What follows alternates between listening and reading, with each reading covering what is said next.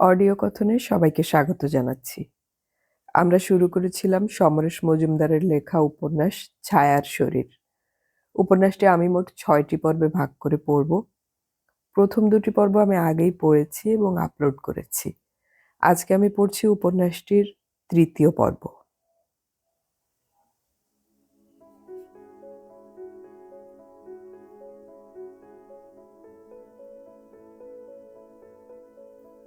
রাত বাড়ছিল, কিন্তু ঘুম আসছিল না। ইচ্ছের বিরুদ্ধে খেতে হয়েছিল পৃথাকে। পূর্ণিমা বলেছিল, একটু চালাক হও, দ্বিতীয় রাতেই ওদের অবাধ্য হয়ো না। প্রণব কুমার ঘরে এলো রাত 10:30টায়। এসে বলল, ঘুম পেলে স্বচ্ছন্দে ঘুমাতে পারো। আজ রাত জেগে কথা বলতে হবে এমন কোনো নিয়ম নেই। মনে মনে খুশি হলো পৃথা। প্রণব কুমার তার মায়ের ভাষায় কথা বলছে না। বাথরুম থেকে ফিরে এসে তাকে একইভাবে বসে থাকতে দেখে প্রণব কুমার জিজ্ঞাসা করল, কি হলো, এখনো বসে আছো? আপনি শোবেন না? নিশ্চয় শোবো। সারা রাত কোন দুঃখে জেগে বসে থাকবো? বড় বিছানার একপাশে শরীর ছড়িয়ে দিল প্রণব কুমার। তাই দেখে বালিশে মাথা রাখল পৃথা। তার মনে হলো, ওরা তাকে অতক্ষণ ধরে সাজালো যার জন্যে সে কি একবারও চেয়ে দেখেছে? প্রণব কুমার আবার বিছানা ছেড়ে উঠে সুইচ টিপে আলো নেভালো। আচমকা অন্ধকার ঝাঁপিয়ে পড়ল ঘরে। ফিরে এসে বলল, বাড়ির জন্য নিশ্চয়ই মন কেমন করছে। পৃথা বুঝতে পারল না সত্যি কথা বলা ঠিক হবে কিনা। কদিন লাগবে, সবকিছু অভ্যেস হয়ে যাবে এক সময়। তুমি নাকি গান গাও? কি গান? ভক্তিমূলক? না, রবীন্দ্রনাথের গান। হো, ওসব গান আমার কাছে ন্যাকা ন্যাকা লাগে, ছিচকাদুনে গান। শোনা মাত্র পৃথার বুকে একটি জলপ্রপাতের জন্ম নিল। তীব্র গতিতে সেই জলরাশি ছুটে আসছিল চোখে। সে প্রাণপণে তাকে আটকাবার চেষ্টা করছিল। ফুলশয্যার পরের দিনেই রান্নাঘরে ঢুকতে হলো পৃথাকে। তার আগে যে ঘটনা ঘটল তা কোনোদিন ভুলতে পারেনি পৃথা। প্রণব কুমারের ঘুম ভাঙার আগেই বিছানা থেকে নেমে বাথরুমে গিয়েছিল সে। তাকে মায়াবতী বলে দিয়েছিলেন, রোজ ভোরে ঘুম থেকে উঠে বাসি জামা কাপড় নিজের হাতে ধুয়ে দিবি। গতকালও সেই কাজটা করেছিল সে। ধুয়েছিল, কিন্তু মেলতে দেয়নি কাজের মেয়েটি। বালতিতে শাড়ি জামা সায়া রেখে নতুন শাড়ি জামা পরে নিতেই দরজায় শব্দ হলো। দরজা খুলল সে। দেখল প্রণব কুমার বিছানায় তো বটে, ঘরেও নেই। পূর্ণিমা বাথরুমের দরজায় শব্দ করছিল। তাকে দেখে জিজ্ঞাসা করল, ঘুম ভাঙল? মাথা নেড়ে হ্যাঁ বলল পৃথা। হোমা, মুখ দেখে মনে হচ্ছে সারা রাত জেগেই কাটিয়েছ। ব্যাপার কি? শাশুড়ি ততক্ষণে বিছানার ওপরে ঝুঁকে পড়েছেন। পৃথার মনে হলো তিনি তন্ন তন্ন করে কিছুর সন্ধান করছেন। না পেয়ে পূর্ণিমার দিকে তাকিয়ে নীরবে মাথা নাড়লেন হতাশ ভঙ্গিতে। সেটা দেখে বাথরুমের ভেতরে ঢুকে গেল পূর্ণিমা। পৃথা বুঝতে পারছিল না এরা ঠিক কি চাইছে। ঘরে ঢোকার পর শাশুড়ি একটা কথাও বলেনি। সে বুঝুক না বুঝুক, উনি ওর মতো কথা বলে যাবেন বলে মনে হয়েছে পৃথার। এখন চুপচাপ কেন? পূর্ণিমা বেরিয়ে এলো বাথরুম থেকে। শাশুড়ির দিকে তাকিয়ে যা বলল তা অনুমান করল পৃথা। পূর্ণিমা সম্ভবত বলল, কাপড়েও দাগ নেই। পূর্ণিমা হাসল। কি গো, কাল রাত্রে বর কি নাক ডেকে ঘুমিয়েছে? তোমাকে স্পর্শ না করে দূরে সরে থেকেছে? হ্যাঁ। সে কি? পূর্ণিমা বলা মাত্রই শাশুড়ি দ্রুত ঘর থেকে বেরিয়ে গেলেন। পূর্ণিমা হাসল। বাবা, কচি হরিণকে মুখের সামনে পেয়েও বাঘ সন্ন্যাসী হয়ে গেল। দিনকে দিন কত দেখব। পূর্ণিমা চলে গেল ঘর থেকে। বুঝতে সময় লাগলো। অস্পষ্ট আবছা আবছা ভাবে বোধগম্য হওয়ার পরে থরথর করে কেঁপে উঠল পৃথা। বিছানায় বসে ঠোঁট কামড়াল সে। তপতির কথা মনে পড়ল। তারা একসঙ্গে পড়ত। ক্লাস 9-এই ওর বিয়ে হয়েছিল। ওই তার প্রথম বান্ধবী যার বিয়েতে নেমন্তন্ন খেতে গিয়েছিল। যেহেতু ওর বাবা নেই তাই মামারা ভালো পাত্র পেয়েই বিয়ে দিয়েছিল। কাঁদতে কাঁদতে শ্বশুর বাড়ি চলে গিয়েছিল তপতি। 7 দিন পরে তার মামার বাড়িতে আসার খবর পেয়ে পৃথারা গিয়েছিল দেখা করতে। কোথায় কান্না, হাসি ছাড়া কথাই বলছিল না তপতি। বর কেমন হয়েছে জিজ্ঞাসা করাতে খুব হেসেছিল তপতি। হাসি থামলে সে বলেছিল, খুব দুষ্টু, ফুলশয্যার রাত্রে স্বামীগিরি করে ফলিয়েছিল। আমার খুব লেগেছিল, আর রক্তও বেরিয়েছিল দেখে সেই রাতে থেমে গিয়েছিল। পরের রাতে আর থামেনি। তপতি আবার হেসেছিল। আবছা আবছা মনে হলো শাশুড়ি এবং পূর্ণিমা এসেছিল তার শরীর থেকে রক্ত বেরিয়েছে কিনা সেটাই দেখতে। তাই চাদর দেখেছেন, তাই পূর্ণিমা বাথরুমে ঢুকেছিল জামা কাপড় পরীক্ষা করতে। পৃথার মনে হচ্ছিল এই মুহূর্তে মরে গেলে সে বেঁচে যেত। সকাল 9টায় তাকে ডেকে নিয়ে যাওয়া হলো জলখাবার খাওয়ার জন্যে। বাচ্চা কাচ্চারা লাইন দিয়ে বসে আছে মেঝের ওপর, সামনে কলা পাতা, তাতে ফেনা ভাত আর কুমড়ো সেদ্ধ দেয়া হচ্ছে। একটা পাতার সামনে পৃথাকে বসতে বলা হলো। যারা পরিবেশন করছিল তাদের একজন এগিয়ে এলো। খেয়ে নিন বৌদি, প্রণবদা আমার জেঠতুতো দাদা, আমি প্রবাল। ছেলেটির দিকে তাকালো পৃথা। বছর 20-21-এর তরুণ। এই বাড়ির অধিকাংশ সদস্যকে সে এখনো চেনে না। প্রবাল বলল, বসে পড়ুন। অগত্যা বসতে হলো। প্রবালের হাতে বালতি, তাতে ফেনা ভাত। সে ওপাশের একজনকে আরেক হাতা ভাত দিতে গেল। হাত বাড়ালো পৃথা। ঠান্ডায় জমে যাওয়া ভাত, চটচটে। আজ অবধি সে এরকম ভাত সকালে কেন, দুপুরেও খায়নি। মাঝে মাঝে বাবার শখ হলে ফেনা ভাত, আলু ভাজা, ডিমের অমলেট খাওয়া হতো। সেটা দুপুরে, বিশেষ করে শীতকালে। সেই ভাত থাকতো বেশ গরম। মা তার উপরে একটু ঘি ছড়িয়ে দিত। একটু ভাত তুলে মুখে দিল পৃথা। বিস্বাদ লাগলো। একেবারেই নুন নেই। দ্বিতীয়বার গলা দিয়ে নামতে চাইল না। কুমড়ো তার অত্যন্ত অপছন্দের। কুমড়ো সেদ্ধ সে কখনো খায় না, তার খেতে ভালো লাগে না। দ্বিতীয়বার ভাত মুখে দেওয়ার পরও অনেকটা রয়ে গেল পাতায়। এখনো উঠে যেতে পারলেই সে বাঁচে। এই সময় প্রবাল ফিরে এলো। তার পাতার দিকে তাকিয়ে হাসল। আপনি উঠুন বৌদি, বুঝতে পেরেছি। সঙ্গে সঙ্গে উঠে পড়ল পৃথা। বাঁ হাতে আঁচলটা টেনে ধরে ঘুমটা ঠিকঠাক করে সে দ্রুত ভেতরে চলে যেতে যেতে বুঝল সবাই তার দিকে তাকিয়ে আছে। মিনিট 20 পরে দরজায় শব্দ হতে পৃথা খাট থেকে উঠে সেটা খুলে অবাক হলো। প্রবাল দাঁড়িয়ে আছে, তার হাতে একটা প্লেট। প্রবাল বলল, নিন, এটা বোধহয় আপনার ভালো লাগবে। প্রবালের বাড়িয়ে ধরা প্লেটে একটা ডিমের অমলেট, দুটো সন্দেশ রয়েছে। দ্বিধা সত্ত্বেও পৃথা সেটা নিতে প্রবাল জিজ্ঞাসা করল, ঘরে জল আছে? মাথা নেড়ে হ্যাঁ বলল পৃথা। চলি। প্রবাল চলে গেল। খেয়ে তৃপ্তি পেল পৃথা। স্নান সেরে বন্ধ ঘরে বসেছিল সে। পূর্ণিমা এলো। এই যে বৌদি, তুমি তো একদিনেই বেশ ভক্ত পেয়ে গেছো। বাড়ির সবাই ফেনা ভাত খেতে পারলো আর তুমি পারলে না। তোমার অসুবিধা একজন ঠাকুরপো বুঝতে পেরেছে। যাকগে, চলো। কোথায়? তোমার শাশুড়ির ইচ্ছে তুমি এবারে রান্না শিখে নাও। রান্না? বাবা, ভূতের কথা শুনলে নাকি? চোখ বড় করলো পূর্ণিমা। যাকগে, প্রত্যেক বাড়ির কিছু নিজস্ব রান্না আছে, সেটা সেই বাড়ির লোকজন খেতে ভালোবাসে। তা তুমি এখন এই বাড়ির বউ, তোমার তো সেগুলো এক এক করে শিখে নিতে হবে। আমি আমি কি বলবে ভেবে পেল না পৃথা। হারে, আমি তো আছি, চলো। অতএব যেতে হলো। তাকে নিয়ে পূর্ণিমা রান্নাঘরে যাচ্ছে দেখে সবাই মুচকি হাসলো। রান্নাঘরে তখন কাঠের উনুন দাউ দাউ করে জ্বলছে। উনুনের ওপরে একটা বড় সসপ্যানে কিছু সিদ্ধ হচ্ছে। রান্নাঘরের একপাশে ঘোমটা মাথায় দাঁড়িয়েছিল পৃথা। শাশুড়ি এলেন। পূর্ণিমা তাকে বলল, বৌমা বোধহয় আগে কখনো রান্নাঘরে ঢোকেনি। এরপরে শাশুড়ির কথা বলা এবং পূর্ণিমার তর্জমা করে দেওয়া চলল। মেয়ে মানুষের বেশি বিদ্যে থাকা ভালো নয়।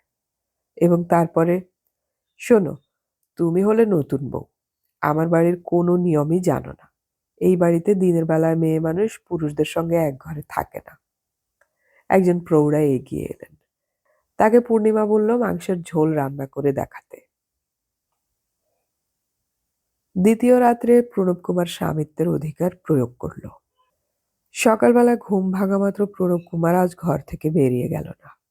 উল্টো দিকে ফিরে হাঁটু কোমরের কাছে গুজে শুয়ে থাকা পৃথার দিকে কয়েক সেকেন্ড তাকিয়ে সে জিজ্ঞাসা করল, শরীর ঠিক আছে তো? পৃথা জবাব দিল না। গোটা রাত জাগার পর ভোরের দিকে ঝিমুনি এসেছিল, বড়জোর ঘণ্টাখানেক। তার বুক, তলপেট এবং জনিদারে এখনো ব্যথা পাক খাচ্ছে। প্রণব কুমার যখন সক্রিয় ছিল তখন সে দাঁতে দাঁত চেপে শুয়েছিল। তপতি বলেছিল, এর মতো আনন্দ নাকি পৃথিবীর কোনো কিছুতে পাওয়া যায় না। ওই যন্ত্রণা পাওয়ার অনুভূতি কি করে আনন্দদায়ক হতে পারে? বিয়ের পর সব পুরুষই তার স্ত্রীকে এইভাবে ভোগ করতে চায়। কাল রাতে যে প্রণব কুমার বিন্দুমাত্র যন্ত্রণা পায়নি তা বুঝতে অসুবিধে হয়নি পৃথার। ঘটনাটি ঘটানোর পর ওপাশে শুয়ে টানা ঘুমিয়ে গেছে লোকটা। বোধহয় আনন্দ পেয়ে ওইরকম ঘুম ঘুমোতে পেরেছিল। তখন রাতের ৩ প্রহরে শরীরে যখন তীব্র যন্ত্রণা, মনে বিচ্ছিরি অনুভূতি, তখন আচমকা কথাটা মাথায় এসেছিল। কিরকম দিশেহারা হয়ে গিয়েছিল পৃথা। রবীন্দ্রনাথ কি মৃণালিনী দেবীর সঙ্গে একই কাণ্ড করেছিলেন? প্রণব কুমার যেভাবে তাকে যন্ত্রণা দিয়েছে সেই একইভাবে তিনি মৃণালিনী দেবীকে কষ্ট দিয়েছেন? বিশ্বাস হচ্ছিল না তার। না, কিছুতেই তিনি এমন কাজ করতে পারেন না। এখনো কি শরীর খারাপ লাগছে? প্রণব কুমার আবার জিজ্ঞাসা করল। মাথা নেড়ে নীরবে মিথ্যে বলল পৃথা। না। কথায় আছে, অনভ্যাসের চন্দন কপালে চড়চড় করে। অভ্যেস হয়ে গেলে আর অসুবিধা হবে না। হাসল প্রণব কুমার। আমাদের বাড়ির মানুষদের কেমন লাগছে? কথা বলতে বাধ্য হলো পৃথা। ভালো। শুনলাম প্রবাল তোমাকে স্পেশাল খাতির করছে। কে বলল? পূর্ণিমা বলছিল। শোনো, পূর্ণিমা খুব দুঃখী মেয়ে। এমন কিছু করো না বা বলো না যা ওকে আঘাত দেবে। এবারের ভাষা বুঝতে পারছো? উনি বুঝিয়ে দেন। তবে সে তোমার কত উপকার করছে বলো? প্রণব কুমার বলল। আমার আজ আর একটু ঘুমোতে ইচ্ছে করছে। সঙ্গে সঙ্গে উঠে বসল পৃথা। তারপর সন্তর্পণে খাট থেকে নামতেই চিনচিনে ব্যথাটাকে টের পেল। প্রণব কুমার জিজ্ঞাসা করল, আরে কোথায় যাচ্ছ? বাইরে। কেন? এত সকালে বাইরে গিয়ে কি করবে? দিন হয়ে গেছে যে। তো? উনি বলেছেন এ বাড়িতে মেয়ে মানুষ দিনের বেলায় পুরুষদের সঙ্গে এক ঘরে থাকে না। মাই গড! কে বলেছে, মা? হ্যাঁ। মায়ের কথা তুমি বুঝলে কি করে? পূর্ণিমা বুঝিয়ে দিয়েছে? হুম। এইসব নিয়ে তোমাকে ভাবতে হবে না। আমি যতক্ষণ না ঘর থেকে বেরোচ্ছি তুমি ততক্ষণ শুয়ে থাকবে। শো বলছি। শেষ শব্দ দুটো বেশ জোরে বলল প্রণব কুমার। বাধ্য হয়ে বিছানায় শরীর এলিয়ে দিল পৃথা। জানালা বন্ধ হওয়া সত্ত্বেও উপরের ঘুলঘুলি দিয়ে আলো ঢুকছে ঘরে। তাতে ছায়া ছায়া দেখাচ্ছে ঘরের ভেতরটা। হঠাৎ প্রণব কুমারের হাত এসে পড়ল তার কাঁধে। ওইদিকে মুখ ফিরিয়ে আছো কেন? হাতটার ওজন কম নয়। পৃথা সেটাকে সরিয়ে দিতে চেষ্টা করতেই প্রণব কুমার তার হাত ধরে নিজের দিকে টানতেই মুখোমুখি হয়ে গেল পৃথা। হাতে ব্যথা লাগতেই মুখ থেকে উহ বেরিয়ে এলো। প্রণব কুমার সেটা উপেক্ষা করে বলল, রাতের অন্ধকারে তো কিছুই দেখতে পাইনি। দিনের আলো ছায়ায় নয়ন ভরে দেখি। বলতে বলতে আঁচল সরিয়ে দেওয়ার চেষ্টা করলো বুক থেকে। পৃথা তীব্র আপত্তি জানালো। না। না কেন? আমি তোমার স্বামী, তোমাকে দেখবো না? চোখ বন্ধ করে মাথা নাড়তে লাগলো পৃথা। তখনই জল উপচে এলো ২ চোখ থেকে। প্রণব কুমারের চোখ সেই দৃশ্য দেখতে পাওয়া মাত্র হাত সরে গেল পৃথার শরীর থেকে। একটু অপরাধীর গলায় প্রণব কুমার বলল, ঠিক আছে বাবা, ঠিক আছে। চিত হয়ে শুয়ে রইল প্রণব কুমার মিনিট ২ তারপর চোখ মোছো বলে বিছানা থেকে নেমে বাথরুমে ঢুকে গেল। কাপড় ঠিক করে আঁচলে চোখ মুছে নিল পৃথা। প্রণব কুমার বাথরুম থেকে বেরিয়ে আসছি বলে দরজা খুলে চলে গেল। পৃথার বুক থেকে একটা পাথর নেমে গেল। শ্বাস স্বাভাবিক হলো, কিন্তু তারপরেই মনে হলো প্রণব কুমার বোধহয় মানুষ হিসেবে খারাপ নয়। তার ভালো লাগছে না বুঝতে পারা মাত্র নিজেকে সরিয়ে নিয়েছিল লোকটা। এমনকি যাওয়ার সময় যে গলায় চোখ মোছো বলে গেল, তাতে যথেষ্ট মমতা ছিল। তবু লোকটা রবীন্দ্রনাথের গান পছন্দ করে না। খুব খারাপ কথা বলেছে। ঠিক আছে, সে কোনোদিন ওর সামনে রবীন্দ্রনাথের গান গাইবে না। পৃথা বিছানা থেকে নামলো। বাথরুম থেকে বেরোতে না বেরোতেই পূর্ণিমা ঘরে ঢুকলো। ঢুকে পৃথার দিকে হাঁ করে তাকিয়ে থাকলো। পৃথা অস্বস্তিতে পড়ল। পূর্ণিমা তাকে টেনে নিয়ে গেল আয়নার সামনে। এটা কি? পৃথার গলায় গালে আঙুল বোলালো সে। পৃথা দেখতে পেল দু জায়গায় কালশিটে, কিন্তু বেশ আবছা। পূর্ণিমা চোখ ঘুরিয়ে জিজ্ঞাসা করল, হয়ে গেল? মুখ নিচু করে সরে দাঁড়ালো পৃথা। যাই, তোমার শাশুড়িকে খবরটা দিয়ে আসি। না, ঠোঁট ভেদ করে বেরিয়ে এলো শব্দটা। হ্যাঁ, ঠিক আছে, আপত্তি করছো যখন তখন বলবো না। কিন্তু আমি না বললে কি হবে? বাইরের যত বুড়ি থেকে ছুরি আজ তোমাকে নিয়ে হাসাহাসি করছে। তোমার শাশুড়ি তাই ক্ষেপে আগুন হয়ে গিয়েছিল। আমি অনেক বলে সামলালাম। খুব ভয় পেয়ে গেল পৃথা। কেন? কেন? বাইরে চনমনিয়ে রোদ উঠে গেল, অথচ তোমার ঘরের দরজা ভেতর থেকে বন্ধই রয়ে গেল। কমলা পিসি তো বলেই দিল, সমতলের মেয়ে, তার ওপর পেটে বিদ্যে ঢুকেছে, একটু নির্লজ্জ তো হবেই। দেখো গিয়ে, খোকা নিশ্চয়ই বিছানায় থাকতেই চাইছে না, সে জোর করে টেনে শোয়াচ্ছে। আমি অবশ্য খুব প্রতিবাদ করেছি, তুমি ওরকম মেয়েই নও। তা আমার কথা ওরা কানে নেবে কেন? আমি তো বিধবা মেয়ে মানুষ, এসব কথা আমার থাকাই উচিত নয়। আমি কিছুই করিনি, নিস্তেজ গলায় বলল পৃথা। তা কি আমি জানি না? হাসল পূর্ণিমা। তা শাড়ি সায়া ভিজিয়ে দিয়েছ? হ্যাঁ, কাঁচা হয়ে গিয়েছে। দিলে 12টা বাজিয়ে। তোমার শাশুড়ির মনে কিছুতেই শান্তি আসছে না। কারা যেন এসেছে বলে আটকে গিয়েছে, তাই আমাকে পাঠালো দেখতে। আর তুমি তা দেখার সুযোগই দিলে না। পূর্ণিমা হাসল। কি? পৃথা বুঝতে পারল না। ওহ, কাল রাত্রে তোমার বর যা করেছে, তার কারণে তোমার শরীর থেকে রক্ত বের হয়েছে কি? শিউরে উঠল পৃথা। এই প্রশ্ন করার কথা তার বাড়ির কেউ মরে গেলেও ভাবতে পারত না। সে এখন মাথা নাড়ল। হুম, বেশ, তোমার কথাই বিশ্বাস করলাম, তাই বলবো। এখন চলো, জল খাবার খাবে, ভাত গরম আছে। পূর্ণিমার কথার মধ্যেই দরজায় শব্দ হলো।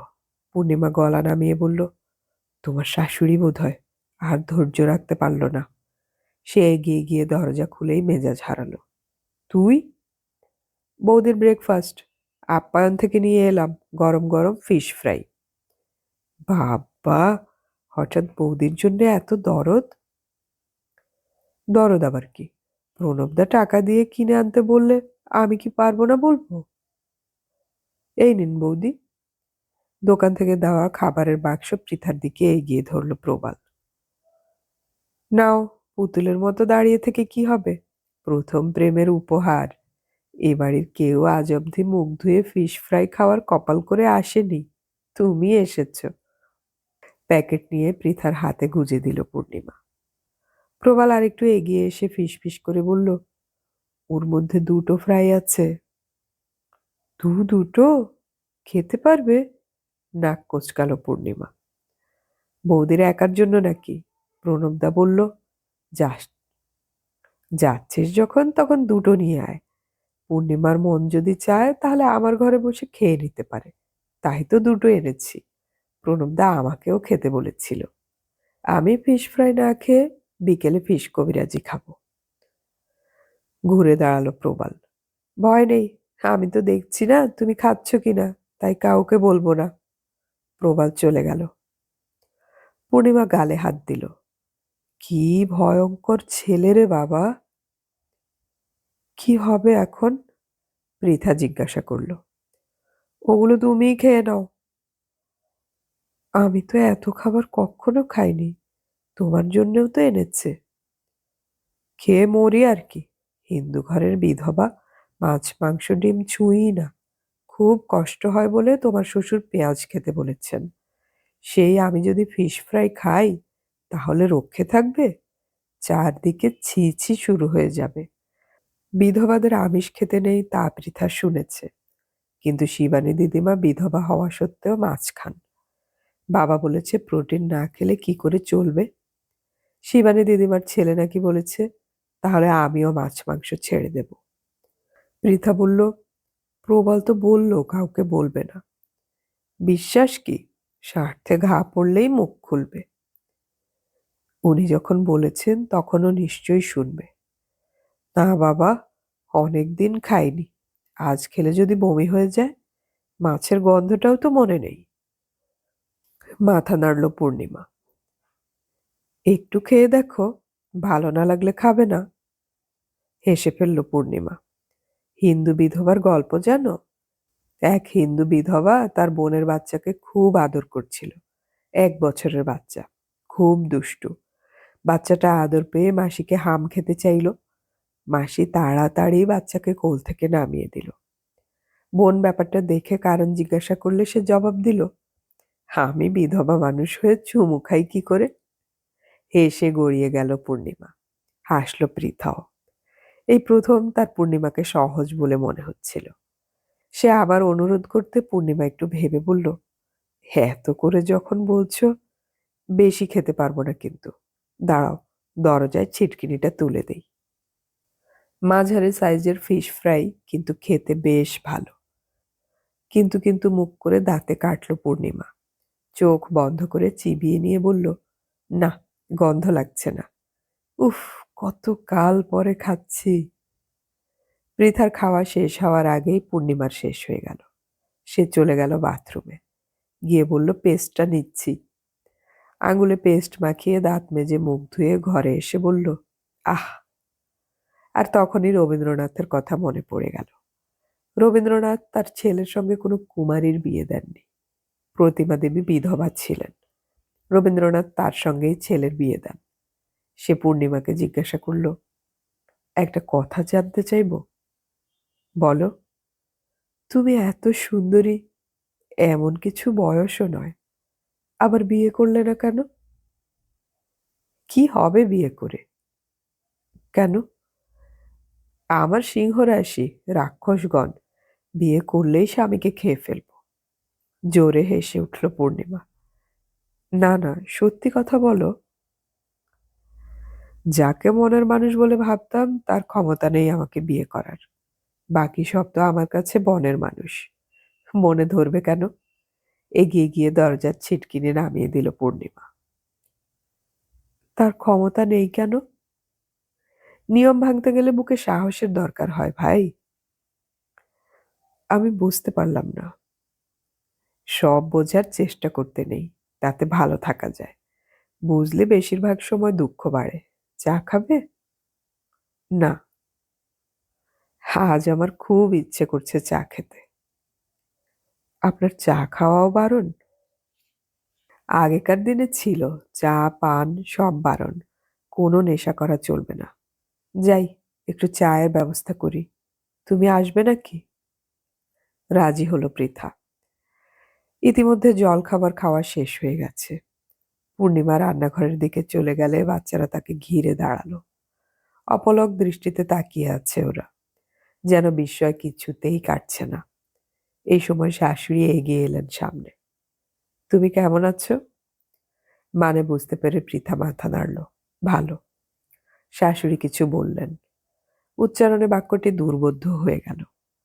দূর থেকে প্রবালের গলা ভেসে এলো, কিছু বুঝতে পারলে বৌদি?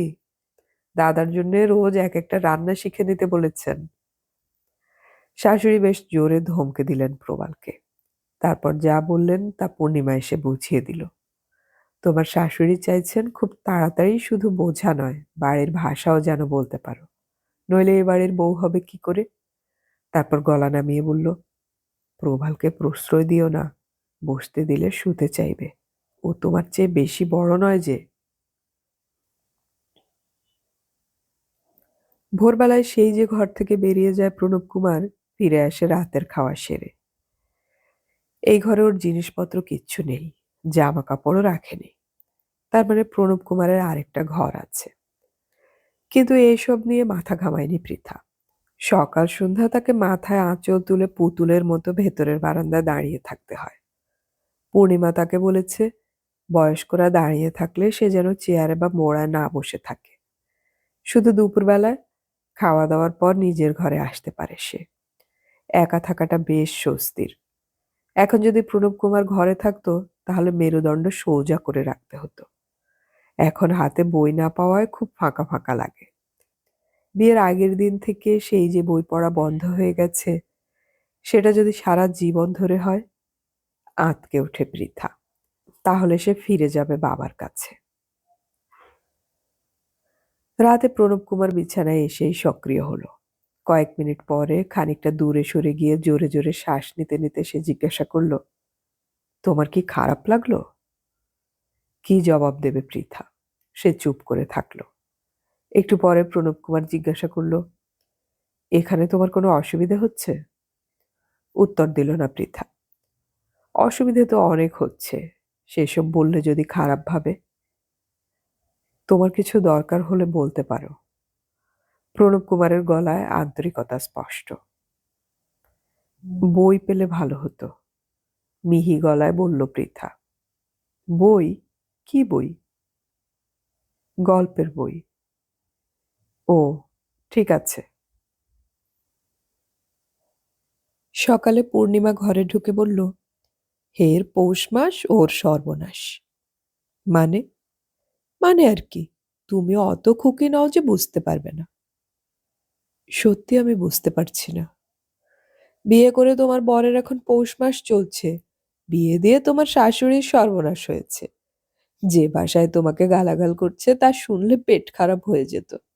অবশ্য একটা দিক ভালো, শুনলেও বুঝতে না কিছু। আমাকে গালাগাল দিচ্ছেন কেন? নেকু, কিছুই যেন জানো না। সত্যি বলছি, জানি না। শরীরের আনন্দ পাওয়ার পর ছেলেরা খুব উদার হয়। তখন বউ যা চায় হ্যাঁ বলে। তুমি নিশ্চয়ই সেই সময় ওকে বলেছে তোমাকে পুনে নিয়ে যেতে, আর সে দেখলো এতদিন একরকম ছিল, এখন বাঘ রক্তের স্বাদ পেয়েছে। এখন কি করে পুনেতে একা একা থাকবে? তাই আজ সকালে বাবার কাছে গিয়ে ছেলে বলেছে তোমাকে পুনে নিয়ে গেলে খাওয়া দাওয়ার সুবিধে হয়। এটা শুনে তোমার শাশুড়ি ক্ষেপে আগুন।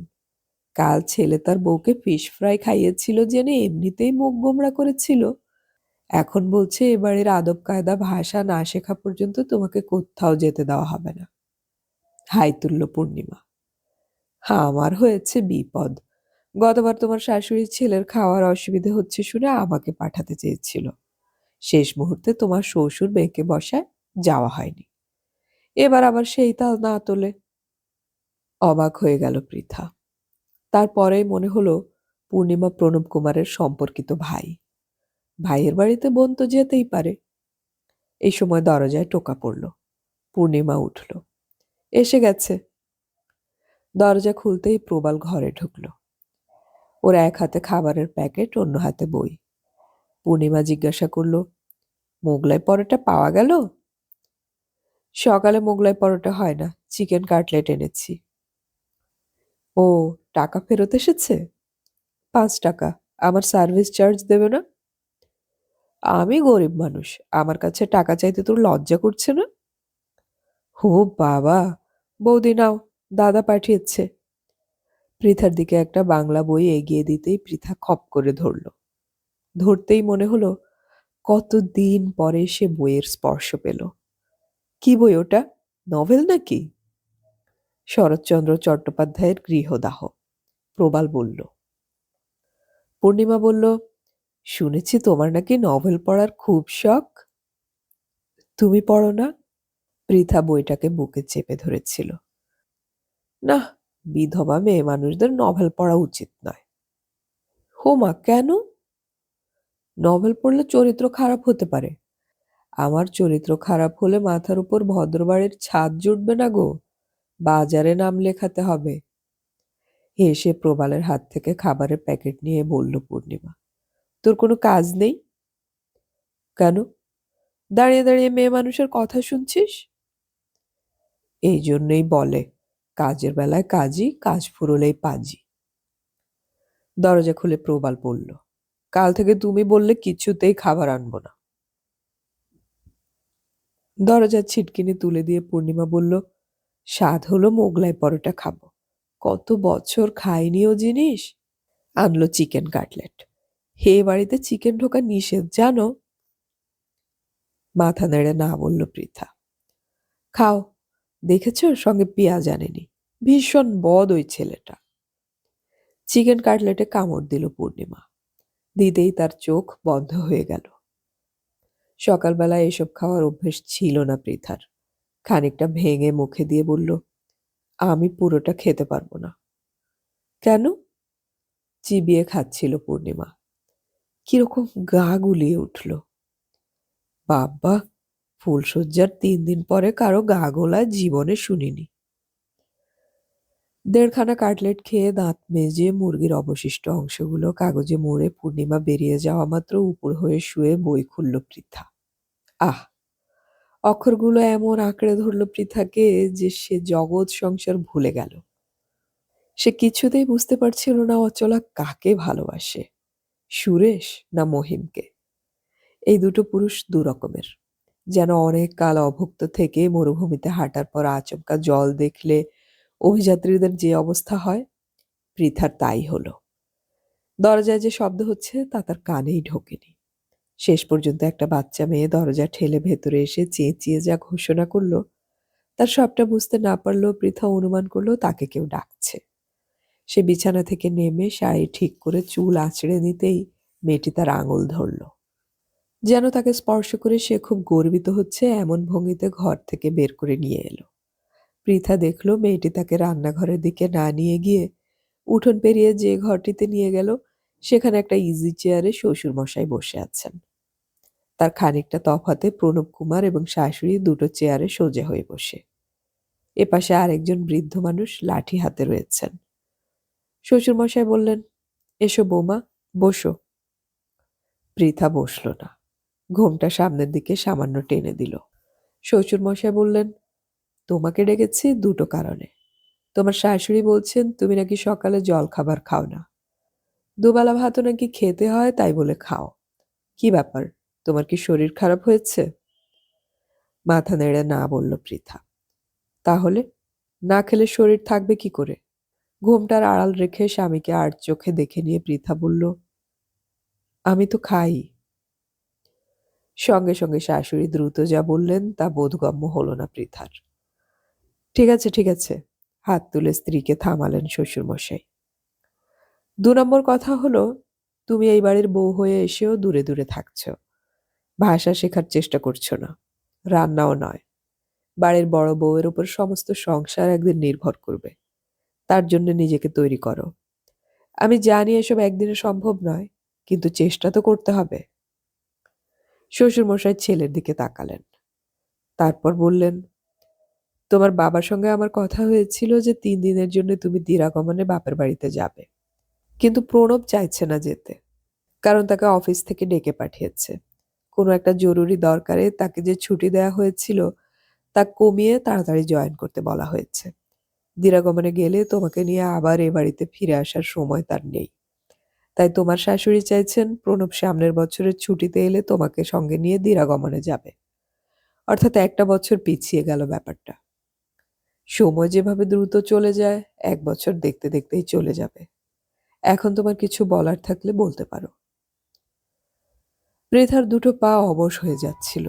মনে হচ্ছিল একটু ঠেলা লাগলেই সে পড়ে যাবে। একটা বছর সে বাপের বাড়িতে যেতে পারবে না। এই বাড়িতে তাকে একা থাকতে হবে। কিছু বলার নেই তো? শ্বশুরমশাই জিজ্ঞাসা করলেন। প্রণব কুমার কথা বলল। বাবা, একটা কাজ করলে কেমন হয়? আমি পুনে যাওয়ার পথে ওকে বাপের বাড়িতে রেখে গেলাম। সামনের বছর ছুটিতে আসার পথে আবার নিয়ে এলাম ওকে। সঙ্গে সঙ্গে শাশুড়ি কিছু বলে উঠলেন। সেটা শুনে শ্বশুর বললেন, হ্যাঁ ঠিকই তো। 1 বছর বৌমা বাপের বাড়িতে পড়ে থাকলে আত্মীয় স্বজনরা 5 কথা বলবে। দেখতেও ভালো লাগে না। তাছাড়া এর ফলে এ বাড়ির সঙ্গে দূরত্বও বাড়বে। প্রণব কুমার বলল, আমি ভেবেছিলাম ও পুনেতে যাবে। এতদিন কষ্ট করে খাওয়া দাওয়া করছি, বিয়ের পর যদি একটু সুরাহা না হয় তবে। নিয়ে যেতে হয়তো বোমার বাচ্চা হলে নিয়ে যেও। তাহলে আমি ওকে রেখে যাই, আপনারা কাউকে পাঠিয়ে নিয়ে আসবেন। ওর বাবাও পৌঁছে দিয়ে যেতে পারে। উঠে দাঁড়ালো প্রণব কুমার। শাশুড়ির ছেলের দিকে তাকিয়ে যে কথাগুলো বললেন তাতে পূর্ণিমা শব্দটা ছিল। প্রণব কুমার বলল, সে যদি যেতে চায় আর তোমাদের যদি আপত্তি না থাকে তাহলে আমার কোনো অসুবিধে নেই। দুবেলা বাঙালি রান্না পেলেই আমি খুশি। দুপুরে খাওয়া দাওয়ার পর পূর্ণিমা এলো। এসব কি কথা বলো তো? আমি বিধবা মানুষ, আমাকে নিয়ে কেন এই টানাটানি? বালিশে মুখ গুজে শুয়েছিল পৃথা। পাশে বসে পূর্ণিমা বলল, আমি চলে গেলে তোমার তো খুব অসুবিধা হবে। তবে কিনা সেই যে কথা আছে না, শুনতে শুনতে শিখে যাবে ঠিক। 1 বছর পরে যখন আসবো তখন দেখবো চমৎকার এই বাড়ির ভাষা বলছো। পৃথা উঠে বসলো। বলল, তোমরা তো আপন ভাই বোন নও। সেই তো কথা। আমাকে বিধবার যা যা করণীয় সব করতে হবে। এই ধরো নিরামিষ খাওয়া, এখানে কালো পাড়ের সাদা কাপড় পরি, ওখানে থান পরে থাকতে হবে, দুবেলা ঠাকুর পুজো করতে হবে, তোমার বরের জন্য নাকে গামছা বেঁধে মাছ মাংস রাঁধতে হবে। নিজে তো ওসব মুখে তুলতে পারবো না। কোনো চিন্তা করো না তুমি, তোমার বরের কোনো অসুবিধে আমি হতে দিব না। বিছানার পাশে পড়ে থাকা বইটাকে তুলে ধরল পূর্ণিমা। গৃহদাহ নামটা দেখা মাত্র হাসি ফুটল তার মুখে। কার গৃহ পুড়ল গো? মানে? এই যে পড়ছো, গৃহদাহ। আমার এখনো পড়া শেষ হয়নি। পূর্ণিমা উঠে পড়ল।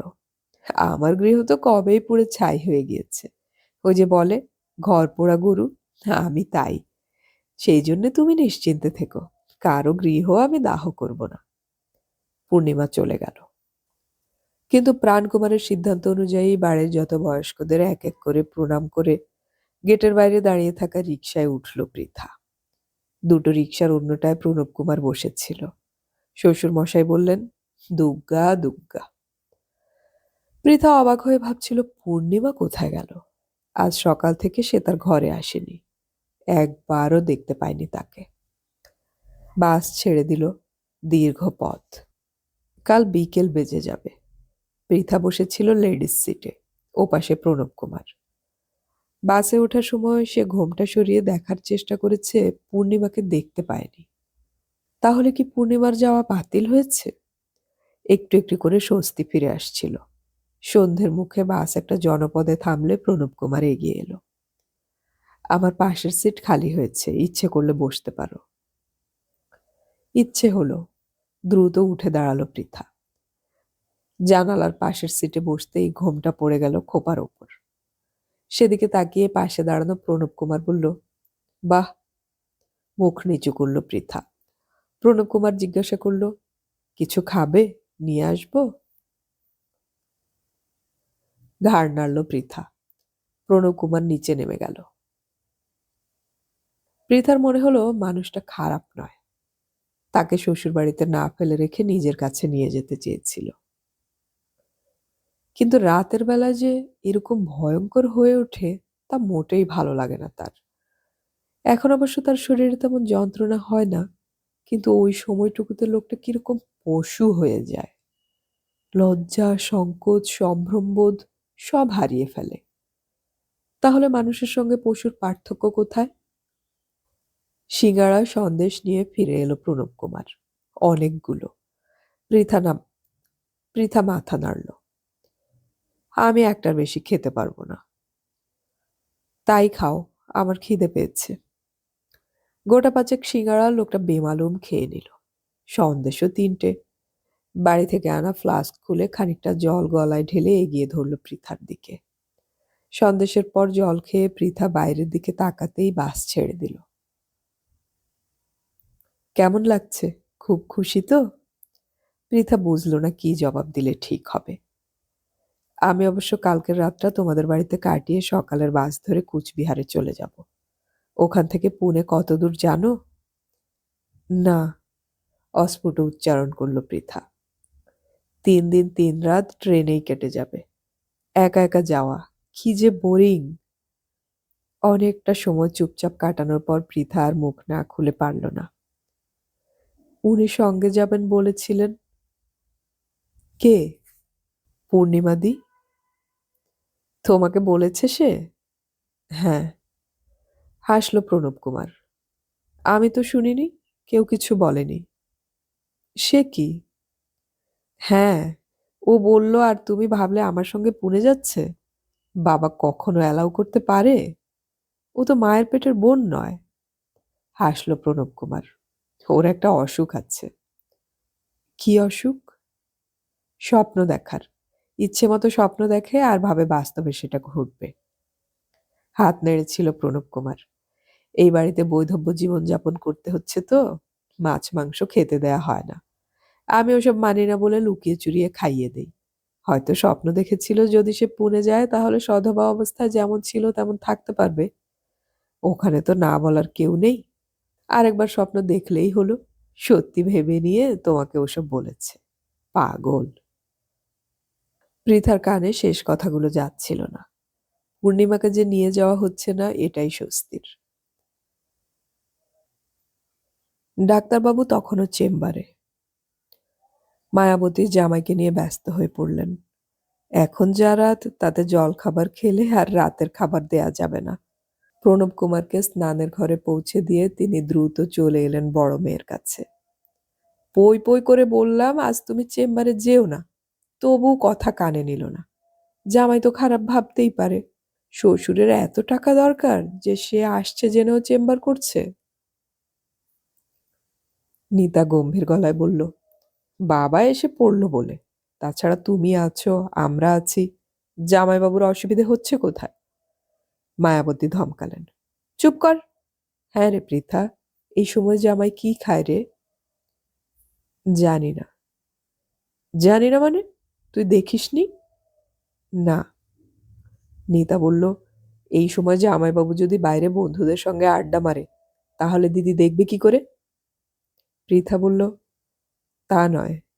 উনি সকালে ঘুম ভাঙার পর সেই যে বেরিয়ে যেতেন, গোটা দিনে আর দেখা দিতেন না। শুতে আসতেন রাতের খাবার খেয়ে। হো মা, কারণটা কি? ওদের বাড়ির পুরুষ আর মহিলাদের রাতের শোয়ার সময় ছাড়া একসঙ্গে থাকা নিষেধ। তাই উনি কখন কি খাচ্ছেন আমি জানবো কি করে? পৃথা বলছিল। অদ্ভুত বাড়ি। রিতা বলল, ঠিক আছে, আমি জামাইবাবুকে জিজ্ঞাসা করে জেনে নিচ্ছি। এই বাড়ি আগে যেমন ছিল ঠিক তেমনই আছে। গ্রামোফোনের বাক্সটাকে দেখে বুকের ভেতর হু হু করে উঠল পৃথার। কতদিন গান শোনা হয়নি। এখন যদি বাজায় তাহলে মা রেগেই যাবে। প্রণব কুমারের তো রবীন্দ্রনাথের গান পছন্দও নয়। সে চুপচাপ বাইরের বারান্দায় চলে এলো। সামনের চিলতে মাঠের ওপাশে যে রাস্তাটা, সেটা আধা অন্ধকারে ঢাকা। এত রাত্রে গাড়ি বা সাইকেল দূরের কথা কোনো মানুষ দেখা যাচ্ছে না ওখানে। পৃথা খালি পায়ে মাঠে নামলো। নামতেই চোখ গেল উপরে। আকাশে ছেঁড়া ছেঁড়া মেঘ, একটাও তারা দেখা যাচ্ছে না। তার খেয়াল হলো শ্বশুরবাড়িতে থাকার সময় সে কোনো রাতে আকাশ দেখেনি। চোখ নামাতেই দূরে শরীরটাকে এগিয়ে আসতে দেখতে পেল। সাদা কাপড় থাকায় কিছুটা ভৌতিক মনে হলেও হাঁটার ভঙ্গিটা পৃথিবীর অন্য মানুষের হতে পারে না। পৃথা কোনো কিছু না ভেবেই দৌড়ালো। তারপর দু হাতে ডাক্তারবাবুকে জড়িয়ে ধরে সশব্দে কেঁদে উঠল। ডাক্তারবাবু কিছু বলতে গিয়ে থেমে গেলেন।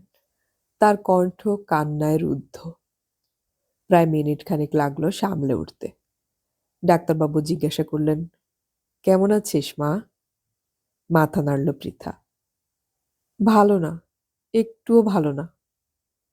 আড়ষ্ট হয়ে গেলেন ডাক্তারবাবু। মেয়ের মাথায় হাত বুলিয়ে দিয়ে জিজ্ঞাসা করলেন, কেন? ওরা কি খারাপ ব্যবহার করেছে? ওদের বাড়িতে কেউ রবীন্দ্রনাথের নাম শুনেছে কিনা সন্দেহ। রবীন্দ্রনাথের গান তোমার জামাইও পছন্দ করে না। ওদের বাড়িতে এই কয়দিনে একটাও গান বাজেনি। মেয়ে আবার কেঁদে ফেলল বাপের বুকে মুখ রেখে। ডাক্তারবাবুর এখন মনে হলো মায়াবতী ঠিক কথাই বলতেন। মেয়েকে যদি এভাবে বড় না করতেন তাহলে এই কষ্টটাও পেত না। তিনিই এর জন্য দায়ী। ডাক্তারবাবু বললেন, সব ঠিক হয়ে যাবে রে, ধৈর্য ধরে থাক। ঠিক হবে না, ওদের বাড়িতে বই পড়ারও চল নেই। সে কি? হ্যাঁ, আমার খুব কষ্ট হচ্ছিল ওখানে থাকতে।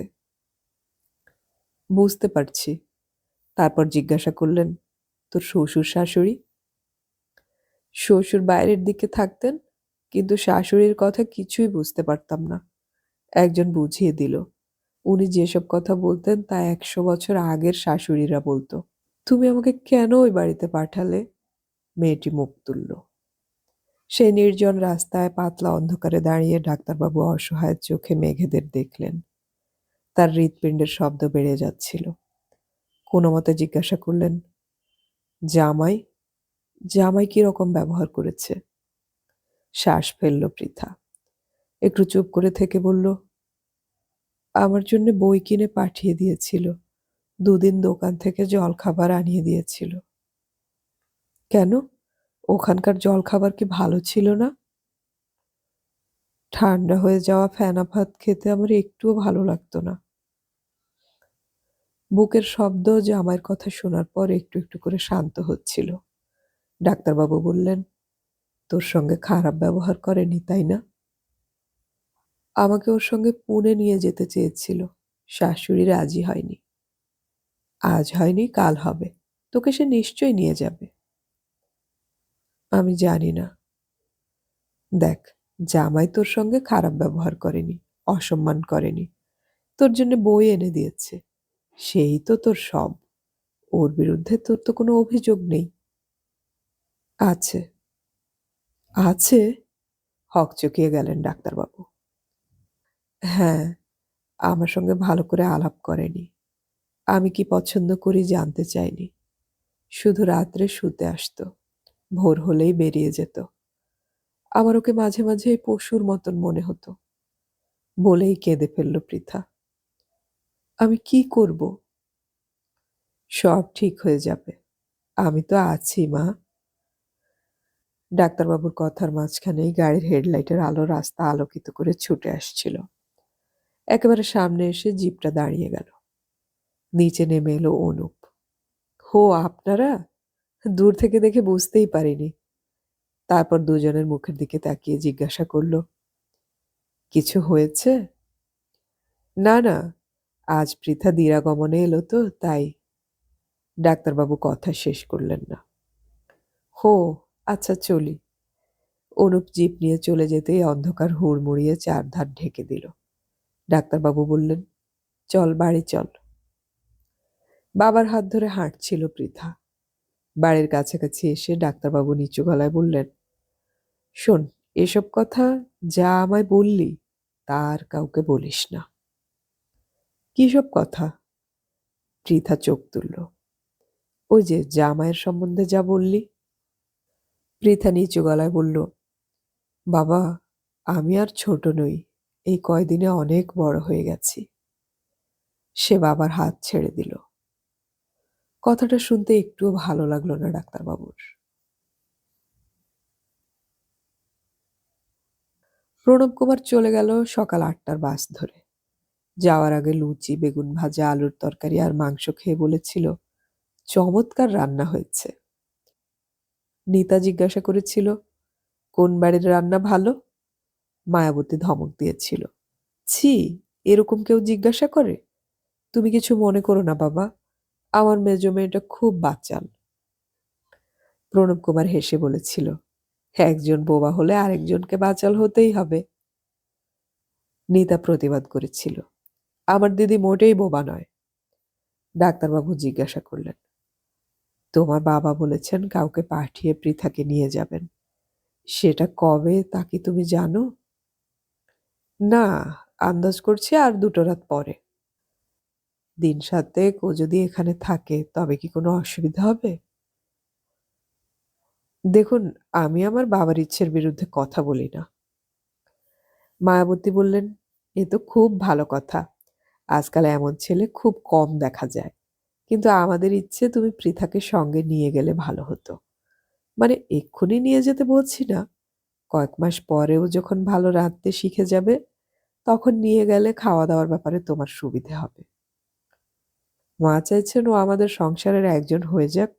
সেটা হতে হলে ওখানে ওকে থাকতে হবে। দেখি। কথা শেষ করেনি প্রণব কুমার। সকাল 10টায় গ্রামোফোনের বাক্স খুলল পৃথা। সারা শরীরে কাঁটা ফুটে উঠল। আদরের আঙুল বোলালো যন্ত্রটার ওপর। তারপর রেকর্ডটা তুলে দিয়ে হাতল ঘোরালো কিছুক্ষণ। পিনটা নামিয়ে দিতেই গান বেজে উঠল। চোখ বন্ধ করল পৃথা। শরীরে রোমাঞ্চ। আমার খেলা যখন ছিল তোমার সনে, তখন কে তুমি তা কে জানত। তখন ছিল না ভয়, ছিল না লাজ মনে। জীবন বহে যেন অশান্ত। বুকের মধ্যে আকাশটা তৈরি হয়ে গেল। সেই আকাশের ভোরবেলায় সখার ডাকে কত না বন বনান্ত ছুটে বেড়ানো। গান শেষ হলে চুপ করে বসে রইল পৃথা।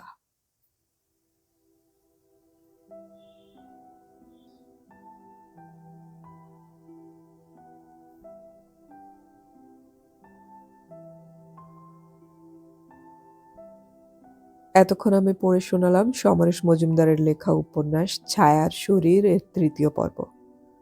উপন্যাসটির বাকি পর্বগুলো আমরা খুব শীঘ্রই আপলোড করার চেষ্টা করব, শোনার আমন্ত্রণ রইল। উপন্যাসের পরবর্তী পর্বগুলো আপলোড করার সাথে সাথেই নোটিফিকেশন পেতে হলে আমাদের সাবস্ক্রাইব বাটনের পাশের বেল আইকনটি চেপে রাখুন। অডিও কথনে আমাদের গল্প পাঠ ভালো লাগলে চ্যানেলটি সাবস্ক্রাইব করে রাখুন এবং বন্ধুদেরকে শেয়ার করুন। আমাদের গল্প পাঠ আপনাদের কেমন লাগছে তা কমেন্টে অবশ্যই জানাবেন। গল্প পড়ি, গল্প শুনি, বাংলা গল্প ছড়িয়ে পড়ুক সবখানে।